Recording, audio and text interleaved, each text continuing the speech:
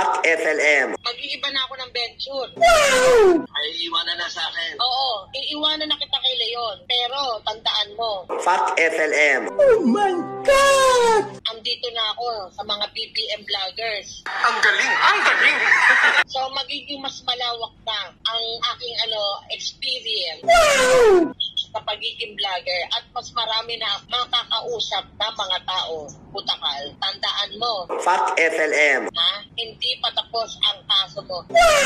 Meron kang outstanding warrant of arrest, putakal, okay? Oh my God! So, Balik at dalawa. dalawa po yun eh. Kasi yung isa, O, ikaw na. Sinong gusto mo, si ba? Ikaw na. sa kotse na lugar, pinit. O, di ba? Fuck FLM.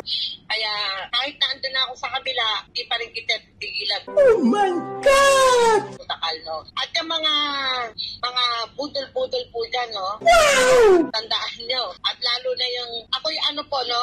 Pag nagpaalam na ako gabi sa 3 letra na what? Na Peking Marcos. Fuck FLM. Nagpaalam na ako. Ibinaon na kita sa libot. Okay? Dito na ako ngayon magpo-focus Hayop ka talaga! sa 3 letters na legit na Marcos. Fuck FLM. Ang ating pong President Bongbong Marcos. Okay?